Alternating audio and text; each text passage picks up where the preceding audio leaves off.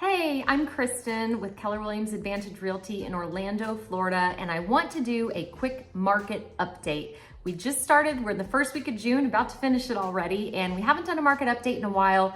I am just seeing so many negative headlines. I Googled today, Florida real estate market, and the words that come up are crashing, plunging, tanking, and I just want to talk about those because is the market changing? Absolutely. Would I use tanking, plunging, those words to describe it? No. And I'm going to tell you why. I'm going to use fewer numbers and more of our team's boots on the ground, feeling boots on the ground, like what's been happening to us the last few weeks to kind of describe the market. So a lot of these words in this sphere, of course, it's just media hyping everybody up. But a lot of this is rooted in what's happening in coastal areas.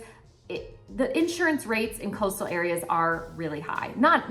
Of course there's exceptions, but I have a friend in South Florida who sent me a picture of a listed property she had, really cute house, modest home, normal Florida house, block home, metal roof, brand new metal roof, really nicely updated, 3242. The insurance rates on that per year were around $11,000, and that was in the Cape Coral area. So yeah, that is scaring some buyers away. It is. Florida's got a problem with that. They're kind of gonna have to figure out what to do. So, I get it. There's, more towards Orlando, we're not seeing those type of rates unless you're on a lake or in a flood zone. I mean, there are exceptions, of course, and the size of the home, but comparing apples to apples for homes, we aren't seeing that high of rates. Have they gone up? Of course. But we're not seeing $11,000 for a modest home. So in Orlando, if you are in an A-rated school district, your home is beautifully updated. You can walk to something cute like Mount Dora or Winter Garden. Maybe you have an exceptional view. These types of things are still creating a lot of demand. We had a buyer go under contract last week on a condo, beautifully updated, multiple offers, cash offers, went over list price. We have buyers looking with a kind of normal, healthy budget in central Orlando. They like Conway area, College Park, multiple offers.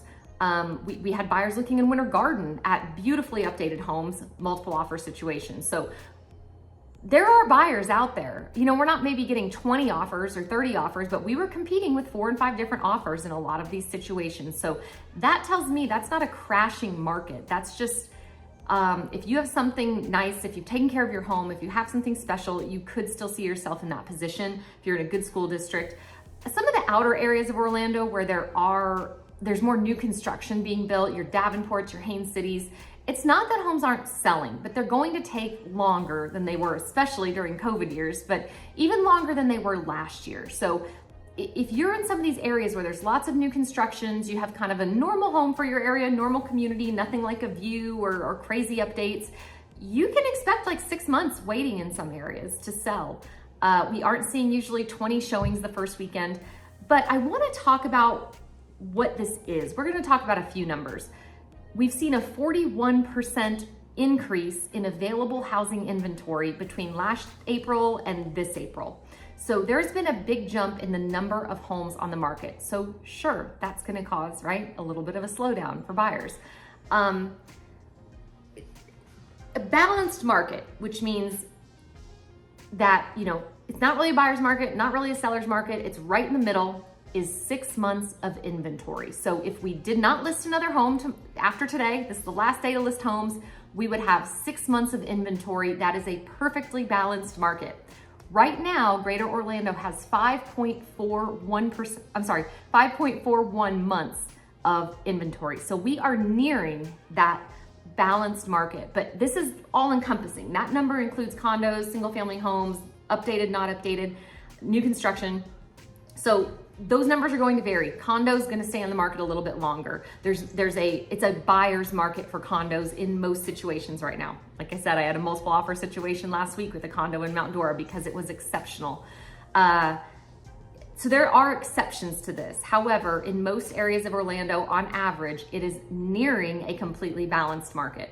So does that mean it's crashing, it's plunging? No, it just means buyers and sellers kind of have equal opportunities right now. Sure, buyers are paying a little higher interest rate, but you might not be competing against 20 offers, waiving an appraisal contingency like you were during COVID.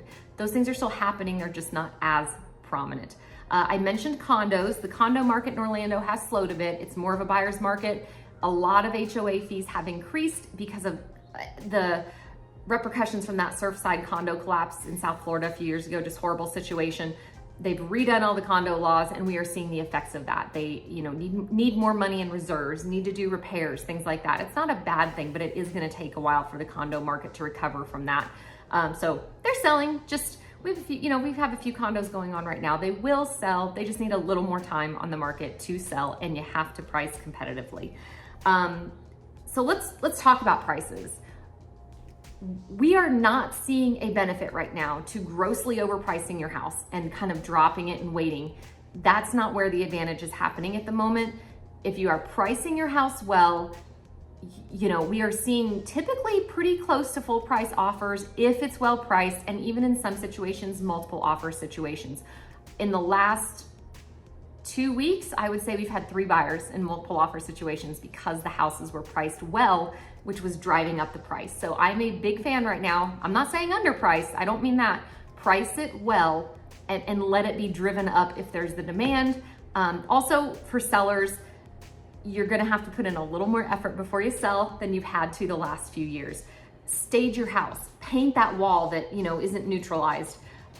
Maybe do some upgrades, some higher end finishes. Don't put the cheapest granite in your kitchen in your kitchen counters, or the cheapest quartz. Buyers are looking at this stuff now. Before, during COVID years, you could get away with almost anything, right? Right now, it's going to behoove you to put a little bit of money into your house. Let us stage it. That's a free service we offer with all of our listings. Use it. It will help. Pay for the professional cleaning. Those type of things are standing out right now in this market. So let's talk interest rates. We're still hanging around 6.5, maybe up to 7 for some people with interest rates. I do keep hearing from some trusted sources that by the end of the year, we could see those drop to 6%, which will probably create a little bit more demand. So again, we're kind of in that normal territory. If you're waiting for the rates to go back down to 3%, 2.75%, you're gonna be waiting a while. Nobody's predicting that's gonna happen right now. And we don't want that to happen, because that usually, in the last 20 years when that has happened, it was during the Great Recession, when the whole crash, or during COVID. We don't want those things to happen again. So this isn't a crazy interest rate. This is kind of a normal interest rate, which is okay. This is kind of the new norm. So we have lots of documents with more details on this. Every month we have whole PDFs, videos that we can send you with these statistics. So if you're interested in watching the market even more closely than what we talked about today, just message me, and I'm happy to send you on a monthly basis these documents, because they will have more details than I could possibly talk about in this video, and you can keep a closer eye on the market. But if you have any questions, let us know. Kind of happy for sellers and kind of happy for buyers right now. Nobody's in a terrible situation at the moment by any means in Central Florida. So again, in summary, those headlines that are saying we're plunging, we're crashing, gloom and doom, we're just not seeing it right now. It is evening out. It is a balanced market, but we're not seeing those wildly negative things. So hope this helps, and have a great weekend.